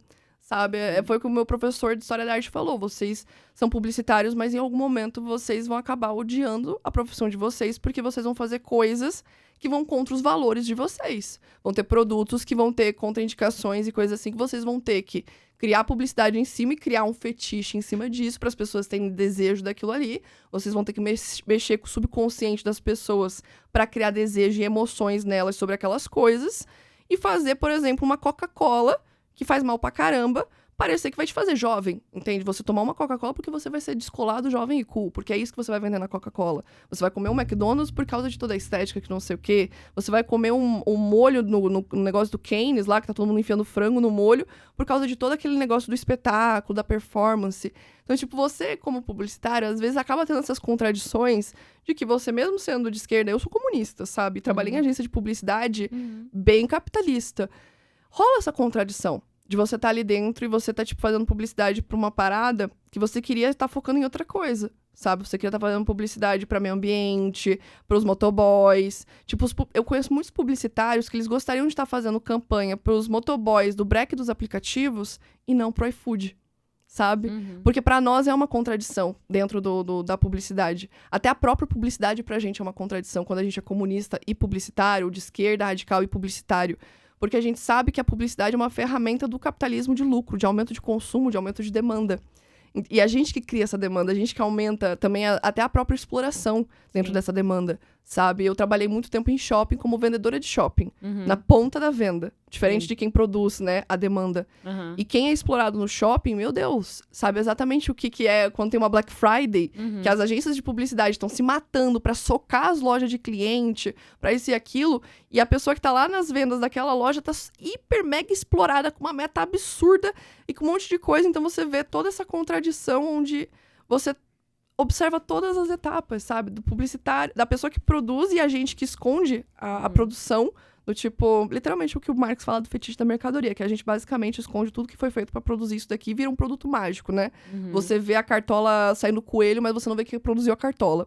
Enfim, é meio que isso. Então rola essa contradição no meio da publicidade da gente ser comunista e publicitário, porque a gente observa que a publicidade é um bracinho, uma ferramenta do capitalismo para aumentar a demanda, aumentar consumo, o próprio consumismo, o fetiche da mercadoria e tudo isso, enquanto a gente quer fazer campanhas para outras coisas. Sim. E cada vez mais eu tenho saído desse lado de fazer campanhas para essas empresas e marcas e vindo para esse lado de fazer campanhas para a classe trabalhadora. Tipo, real, assim, de produzir conteúdos, de ajudar em campanhas, de ajudar coletivos, sindicatos, para eles fazerem campanhas internas, sabe? Campanhas para agregar ali dentro. Então, tipo, eu acho que é muito sobre isso também, né? Da gente ter essas contradições no meio da publicidade, de sermos comunistas, publicitários, nós trabalharmos em agências de publicidade que são ferramentas do capitalismo completas, assim. Todo mundo sabe que a publicidade é um grande braço do capitalismo. E a gente tá ali dentro querendo fazer campanhas anticapitalistas. Que loucura, né? Colocando nossas energias num negócio que você não acredita, Imagina, né? Um comunista fazendo campanha pro iFood. Ao mesmo tempo que tá vendo o break dos aplicativos, sabe? Tendo que fazer a campanha, tendo que participar da campanha. Isso que é complicado. Eu não sei se o que eu vou falar aqui vai entrar no podcast, porque eu ainda talvez tenha que trabalhar bastante para publicidade, mas eu trabalho com audiovisual, né? E aí tenho essas experiências, assim. Então, tenho uma série de casos que eu acho que seriam interessantíssimos de contar, mas eu ainda não consigo me sustentar. Não. Tem uns assim, não, que prefiro que não, mas assim... Eu não sei, eu não consigo me sustentar fora dessa indústria. Então, talvez eu não possa falar aqui abertamente ainda. No dia que eu tiver uma maneira de me sustentar sem precisar trabalhar para publicidade, eu vou deixar tudo anotado no meu caderninho. Olha, eu fui contratada já para uma agência de publicidade, eles sabendo que eu era comunista. Mas então, a maioria... Mas eu também já fui contratada, mas às vezes sabendo pode, que eu era tipo, comunista. não ouvir a gente, pode não levar algumas questões, ou, tipo, falar, não, né, muito viés aí e tal, mas eu acho que isso nunca afetou, sabia? No fato de eu ser bem anticapitalista e criticar a publicidade, porque eu acho que dentro da publicidade a galera tem essa crítica. Eu, pelo menos, acompanho o próprio Edward Bernays, que é o pai da propaganda, né? Ele tem muitas críticas à propaganda e à publicidade, tanto que ele odiava ser chamado de pai da propaganda, ele odiava o termo propaganda. Então, tipo, tem dentro da publicidade muito esse rolê de da gente ter essa crítica mesmo das coisas, né? Porque a gente tem a zoeira, né? Principalmente aqui em São Paulo, do publicitário, né? Mas o publicitário, ele é nada mais, nada menos que um especialista em comunicação. Isso. Na arte da comunicação. E aí, o problema não é a publicidade, a propaganda, o marketing em si. O problema é para que ele é usado. A ideologia. E aí, a gente tá num mundo capitalista, que quem tem dinheiro e que paga a nossa conta são as empresas, e quem tem dinheiro para pagar ali, a agência, o publicitário, são essas grandes empresas capitalistas. Agora, a gente tem que lembrar que tem toda uma propaganda, né? Tanto que isso é mote leninista, né? Agitação e propaganda. A gente tem o Marx falando da importância da imprensa, de ocupar esses lugares, de falar sobre o que está acontecendo. A propaganda soviética. A gente tem a propaganda braba. soviética. Eu ia chegar nisso, assim, que a gente tem todo um trabalho feito ali da propaganda soviética, da propaganda sino-soviética também, né? Porque a China também entrou muito forte nisso. E propagandeando valores e ideais revolucionários. Então, a gente pode utilizar esse conhecimento que a gente tem do audiovisual, da propaganda, do marketing, para propagar aquilo que a gente acredita, né? Para literalmente propagar isso, né? E trazer esse outro viés, que é um viés anticapitalista, sabendo utilizar a publicidade como ferramenta, né? Como ferramenta para fazer isso de uma maneira estratégica, de uma maneira técnica, de uma maneira que tenha alcance, assim. Isso, até porque a publicidade, ela é também uma ferramenta para a luta de classe. Ela pode ser utilizada como uma ferramenta para a luta de classe. A propaganda, né, principalmente, de conseguir mostrar para o trabalhador a importância dele no sistema, como tem que se organizar, o que tem que fazer. Quando a gente estava falando sobre a propaganda soviética. Cara, se você compara a propaganda soviética, as mulheres na propaganda soviética, as mulheres na propaganda norte-americana, a posição de cada uma... Tipo, na norte-americana, são as mulheres donas de casa, que amam ser donas de casa, cuidar dos filhos e toda aquela mística feminina que já foi falada pela Betty Friedan, né? E tem a propaganda soviética, que são as mulheres realmente camponesas, mulheres pegando em armas, mulheres, tipo, na frente, um monte de coisa completamente diferente. E você percebe daí como que a propaganda incentiva as mulheres pra cada coisa, né?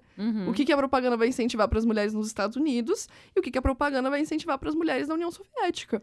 Né? Tipo, é totalmente diferente. Também como que vai fortalecer a imagem dessa mulher, ou como que vai representar essa mulher na sociedade, né? Então é muito doido isso, observar também na história como que a propaganda foi utilizada para tanto enaltecer quanto para ser pejorativo para alguém, para difamar ou para diminuir, como que foi utilizada ideologicamente, né? Sim.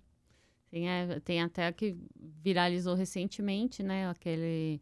A mulher como um tapete, né? Tem uma imagem dessa propaganda norte-americana muito forte, que é o homem chegando e a mulher estendida como tá. Não sei se você lembra dessa imagem específica. Tem umas ainda piores. Você já viu as campanhas anti-sufrágio? Das antissufragistas? Não. São absurdas. Tipo, eu acho que foi uma das primeiras campanhas, assim, históricas que eu tive contato pra ver, que são as campanhas anti-voto, que era quando eles não queriam que as mulheres tivessem o direito de votar, os sufragistas estavam se organizando pela luta do direito ao voto.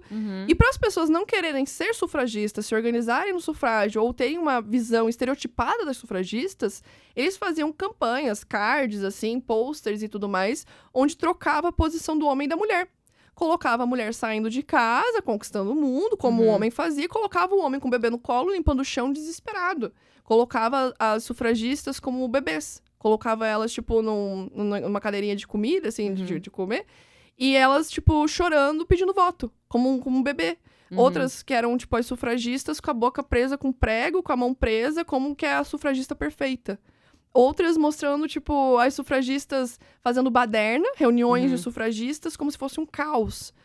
Sufragistas abandonando os filhos, sufragistas arrumando coisa da parede, assim, como se fosse homem arrumando coisa da parede, mostrando como se a sociedade fosse virar de ponta cabeça se as mulheres conquistassem o voto. Tipo assim, uma loucura. Você Se for pesquisar depois as campanhas anti-sufrágio, cara, é absurdo, assim, como eles conseguem colocar o papel da mulher na sociedade como se fosse algo horrível. Porque se o homem fizer aquilo, meu Deus, o homem vai sofrer muito. Se ele tiver que cuidar dos filhos, da casa, limpar...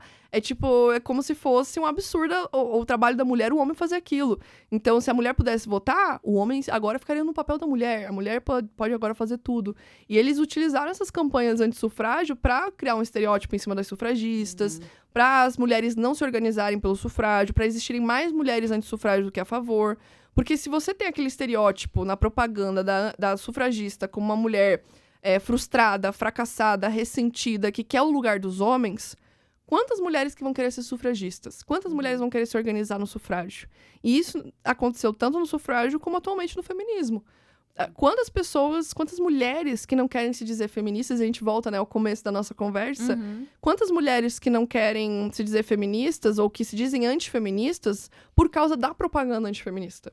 Que é uma propaganda forte, sabe? É uma propaganda que coloca a gente num estereótipo de que nós somos frustradas, ressentidas, odiamos homens, odiamos bebês, maternidade, feminilidade, que é isso ou aquilo, sabe? Criando toda uma propaganda absurda em cima do feminismo. Que não se depila, que não usa maquiagem, que não... Todo um estereótipo, não uma caricatura. Casar, que não gosta de homem. E daí, quem que vai querer ser feminista? Quem que vai querer se organizar no movimento feminista? Essa é a lógica da propaganda antifeminista. Se existe uma propaganda antifeminista, assim como existe a propaganda anticomunista que faz com que as pessoas não queiram ser comunistas, ela existe única e exclusivamente para criar um estereótipo sobre o movimento, sobre nós, uma mentira sobre a nossa história, e fazer com que as pessoas não se aproximem disso. E daí entra o nosso papel, né, de fazer a propaganda comunista, a propaganda feminista, para daí realmente chegar nessas pessoas.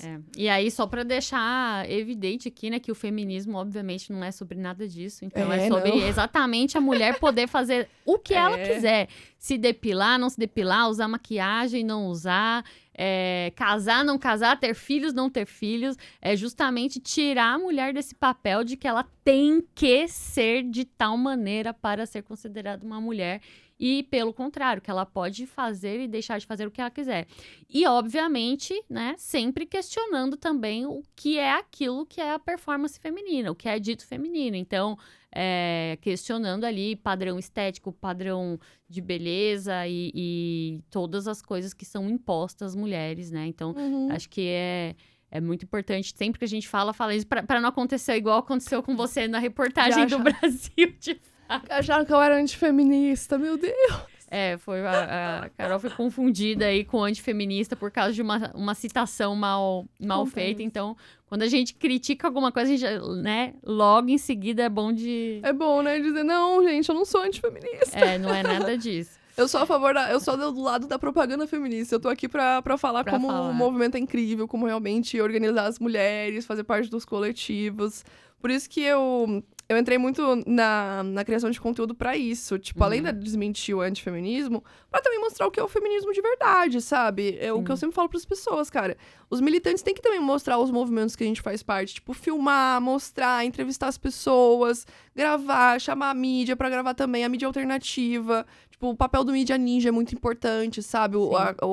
A importância do papel do Mídia Ninja no jornalismo, de como era esse lado super hegemônico da mídia que mostrava um lado de manifestações, e daí o Mídia Ninja vai lá e mostra como que realmente as manifestações por dentro, sabe? Isso que é muito legal, da gente entender também essa necessidade de termos os nossos jornalistas, os nossos podcasts, e estar nesses lugares, nas manifestações, nos atos, organizando tudo isso. Porque se a gente tem uma boa comunicação, por exemplo, vamos pegar uma pauta atual, escala 6x1. Se a gente tem uma boa comunicação, a classe trabalhadora vai entender a importância do fim da escala 6x1. Se a gente não tiver uma boa comunicação, se a gente tiver um vocabulário difícil, se a gente quiser continuar falando só com a nossa bolha, se a gente não tiver investimento em cima disso para propagar essa informação, se os jornais de esquerda não falarem sobre isso, se os canais, no geral, de esquerda não falarem sobre isso, a pauta morre. Não tem estratégia por trás, sabe? Pra, tipo, amplificar isso. Mas daí vem a extrema-direita com uma CPI no INSS. Uma estratégia gigante já, para as eleições de 2026, sabe? Já pensaram, como é que a gente vai se reeleger em 2026? Temos que fazer uma CPI em 2025. Então, o que a gente vai pegar? Eles já estão pensando. E aí, o nosso lado? Cadê o nosso rolê? O que a gente vai fazer? Entendeu? Eu sempre fico nessa questão. Tipo, a gente precisa entender realmente sobre a estratégia nas redes, sobre comunicação, sobre tudo isso, porque nós temos pautas extremamente importantes que às vezes não tá chegando em todo trabalhador, sabe? Às vezes não tá chegando em quem precisa ouvir ainda sobre isso. Ou tá chegando pela galera da extrema-direita que tá do lado do capital, do algoritmo e do sistema, com a desinformação, não é mesmo? O Nicolas mesmo tem um grande alcance e ele já falou que ele é contra o fim da escala 6x1. Ele entende de redes e provavelmente eles estão lá inventando a narrativa deles do porquê ser contra a escala 6x1. Sim. O nosso lado tem que estar pronto para isso, né? Para trazer informação, para explicar, não só nas redes, mas entender que redes são ruas e que nós temos que estar, assim como nós estamos nas lives falando sobre isso, tem que também estar nos shoppings panfletando, tem que estar gravando com o lojista, tem que estar conversando. Então, juntando tudo isso, sabe? Juntando redes e ruas, não como se fossem coisas separadas, mas é junto. Os fios que ligam as ruas também ligam as redes e quem tá, por exemplo, no metrô, tá no celular. Quem tá no ponto de ônibus tá no celular. Quem tá no restaurante tá no celular. Então, sim, as pessoas estão nas ruas enquanto elas ainda estão nas redes. Por isso que é importante a gente conectar os dois e a esquerda ocupar os dois lugares. Porque a esquerda está nas ruas, mas ela precisa estar cada vez mais dentro das redes, entendendo como ela funciona. Demais. Muito bom o nosso papo. Bem, a gente percebe que o que a gente tem é muito trabalho pela frente, né? Então, a gente está aqui tentando dar a nossa contribuição, fazendo o nosso trabalho de formiguinha, mas que a gente precisa de cada vez mais pessoas, né? Pensando e falando sobre isso, porque também sozinhos a gente não consegue. Então, precisa massificar, precisa realmente ser um movimento de massas, né? Para cada mais... Precisamos de muita agitação e propaganda. Muita agitação e propaganda para atingir cada vez mais pessoas, porque não dá para fazer isso sozinho. Então, eu queria agradecer muito a sua participação aqui. Foi incrível, assim. Você realmente é uma comunicadora maravilhosa, fala muito bem.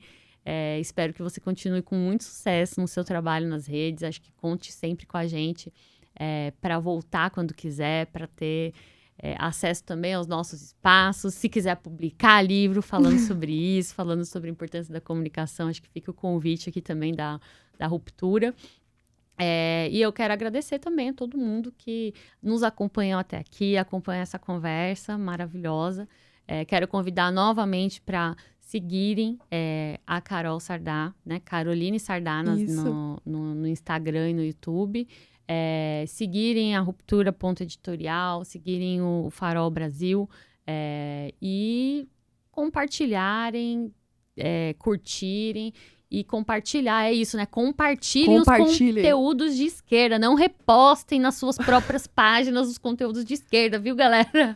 Aprenderam, gente, né? Só se for corte. Tipo, só se forem pegar aqui e quiserem propagar, assim, cortar, tá ok. Mas, tipo, postar na íntegra, pegar o podcast lá, postar na íntegra, não façam isso. Não façam isso, gente. Vamos ajudar aí o visualização, né?